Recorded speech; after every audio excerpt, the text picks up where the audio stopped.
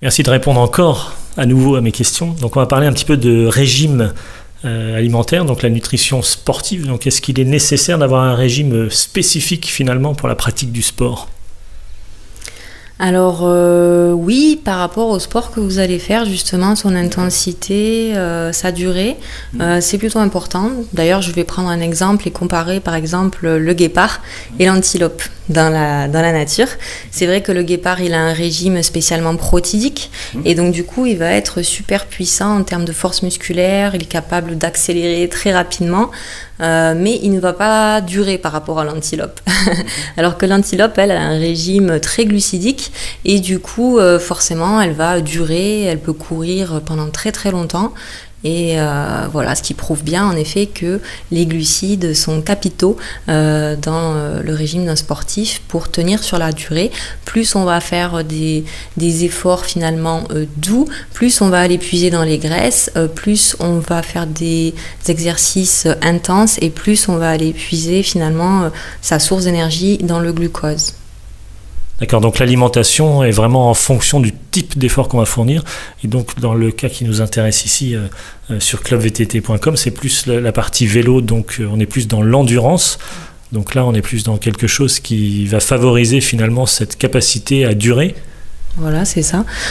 C'est important d'utiliser son stock de glycogène à bon escient. Donc le sportif, notamment le sportif qui pratique du VTT, doit apprendre à gérer, à faire durer son énergie, son stock de glycogène. Et ça, il faut qu'il le prépare, qu'il s'entraîne en s'alimentant bien avant la compétition ou avant le jour de la pratique sportive. Le jour de la pratique sportive, le sportif qui fait du VTT doit aussi bien s'alimenter, notamment en glucides complexes, des glucides à indice glycémique faible. Et puis voilà, il doit aussi apporter quelques protéines, des bonnes graisses aussi. Voilà, c'est vraiment un équilibre et une variété à respecter. Et alors justement pour un effort sur la durée, donc je sais pas, on fait une compétition de vélo, de VTT, qui peut durer 2 heures, 3 heures, 5 heures, voire dans certains cas 5-6 heures. Est-ce qu'il faut s'alimenter pendant la compétition ? Oui, quand ça dépasse 1 heure, il faut mieux s'alimenter. Donc on voit souvent des sportifs qui font du VTT et qui vont manger des fruits ou voilà, des barres de type pâte d'amande, des choses comme ça. Voilà, très riche en glucides. Alors il ne faut pas que ce soit trop riche en saccharose. Il faut toujours privilégier le sucre du fruit parce que son indice glycémique est plus faible et donc du coup risque moins d'élever la glycémie très rapidement et du coup provoquer des malaises, des nausées, des choses comme ça. Donc ce que je conseille toujours, c'est aussi de tester les produits que vous allez ingérer, voilà, mais pas au dernier moment parce que ça peut provoquer des inconforts digestifs. Tout à l'heure, vous avez évoqué finalement le taux de glycémie qui peut se promener. On parle d'hypoglycémie réactive. Est-ce que vous pouvez évoquer ce phénomène ?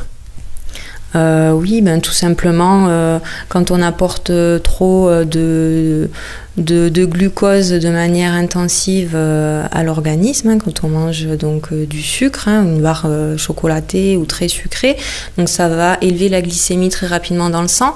On va assimiler donc le sucre très rapidement et du coup vous montez votre glycémie. Ensuite, hop, quelques secondes après, du coup ça crée une hypoglycémie réactionnelle, ce qui fait que le sportif est en état de tétanie, tremblement, etc. Il y a un petit peu un mur du marathon qui se crée, voilà.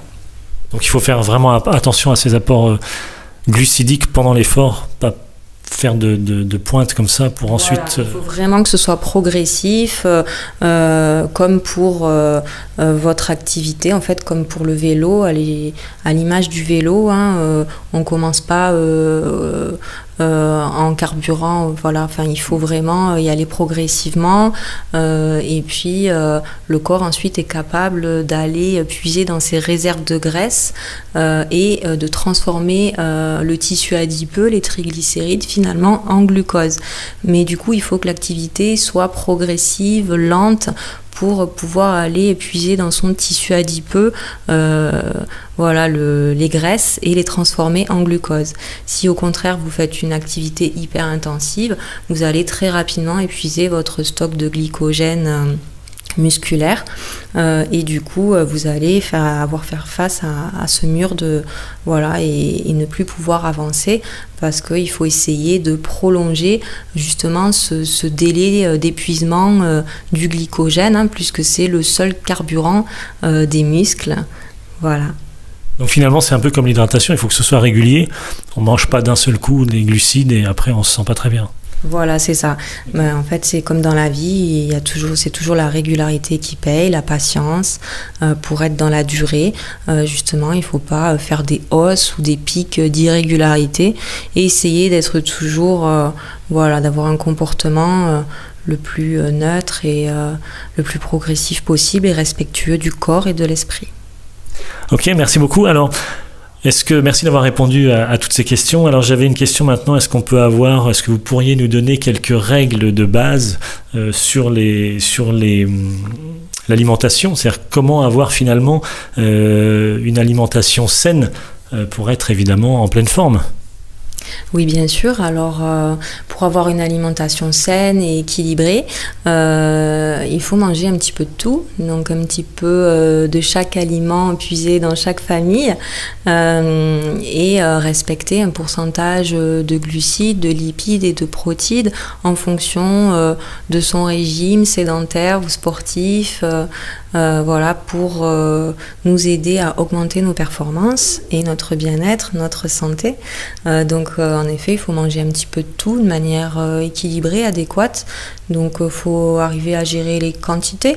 Rien ne sert de se gaver de produits. On a tout à portée de main aujourd'hui dans les supermarchés, dans les marchés. Il vaut mieux faire ses courses tous les 3 jours que remplir le frigo ou les placards à fond et puis finalement être trop tenté par les quantités. Il vaut mieux finalement apprendre à gérer sa nourriture pour moins gaspiller mais toujours se faire plaisir en essayant de manger un petit peu de tout. Donc par rapport au régime alimentaire justement pour être en pleine forme, on parle un peu de viande, on parle de protéines, on parle d'œufs, on parle de poissons, on parle de protéines animales, végétales. Est-ce qu'on peut parler un tout petit peu des produits laitiers? Alors moi j'ai toujours cette grande question finalement, est-ce qu'on doit manger des produits laitiers ou s'abstenir? Alors, les produits laitiers, ça fait partie des protéines animales. En effet, on peut continuer d'en consommer à l'âge adulte, mais c'est surtout enfants, adolescents et c'est les personnes âgées aussi qui en ont beaucoup besoin. Après, quand on est adulte, ça reste un choix personnel.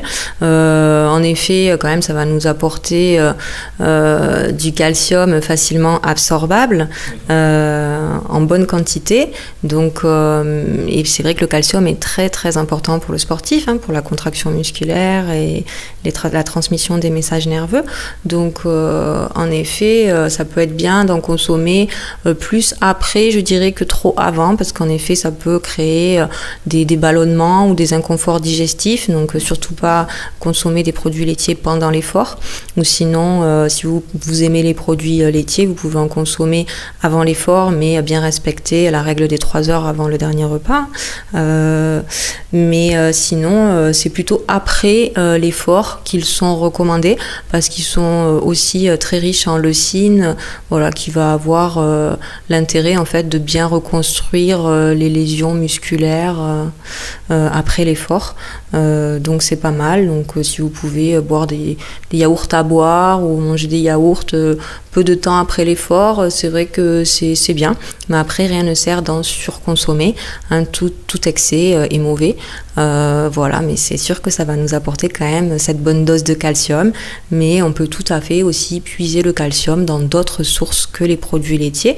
Voilà, donc notamment dans le règne végétal, on va trouver du calcium en quantité adéquate, notamment dans certains fruits secs.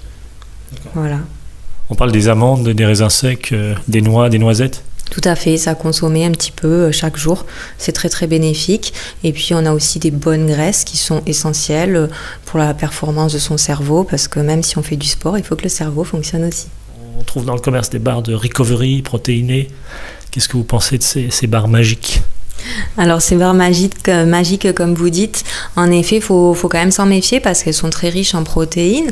Mais après, comme leur nom l'indique, recovery, ça veut dire réparation. Donc c'est vrai que c'est important de réparer rapidement le muscle après l'effort, surtout si on a pratiqué un sport de manière intensive sur la durée. Il peut y avoir des lésions musculaires, donc en fait, il faut rapidement restaurer ces lésions par un apport de protéines adéquat, 30 minutes à 5 heures après l'effort, quoi. Et du coup, c'est vrai qu'il ne faut pas abuser de ces barres protéinées, peut-être en manger une après l'effort si on n'a pas sous la main des produits laitiers qu'on n'a pas pu conserver au frais ou des choses comme ça peut être judicieux. Après, il y a aussi des gens qui ont beaucoup la nausée, qui sont un petit peu malades après le sport, donc s'il n'y a que ça qui passe, ça peut être bien de manger une petite barre protéinée, mais après, en effet, les produits laitiers vont aussi nous apporter une bonne dose de calcium et c'est complet, quoi. Donc c'est plus naturel et ce sera peut-être aussi beaucoup moins cher que les barres finalement individuelles. Après, il faut surtout ne pas en surconsommer. Il faut essayer d'en manger une et pas 2 ou 3, sinon vous allez manger l'équivalent d'un steak, alors que c'est pas le but. Il faut pas non plus manger trop de protéines parce que ça amène aussi des acidités. Donc il vaut mieux se diriger en effet vers des protéines un peu plus végétales que de surconsommer des viandes acidifiantes ou des choses comme ça. Finalement, ces produits laitiers, si on en consomme, si on n'en consomme pas, on développe une aptitude à les digérer plus ou moins ? Tout à fait, Maximilien. En fait, plus on va consommer du lait et plus on sera capable en fait de bien le digérer. Si un jour, en fait, on arrête de consommer du lait, on ne va plus produire cette enzyme digestive qui nous permettait jusque-là de bien digérer le lait. Donc en fait, le sucre du lait, c'est le lactose et l'enzyme qui va permettre de bien le digérer, c'est la lactase. Mais si on s'arrête pendant un moment pour X raisons d'arrêter de consommer du lait, justement, on ne va plus fabriquer cette enzyme et le jour où on va reprendre une consommation de lait, ça va nous créer énormément d'inconfort digestif, des ballonnements, etc. Donc il faut faire attention qu'il n'y ait pas trop de sucre de lait finalement dans des barres si on a du mal à digérer le lait en soi, quoi. Après, c'est pas pareil pour les fromages parce que c'est plus le lactose qui rentre en jeu, mais là c'est le galactose, donc c'est du coup une autre enzyme digestive.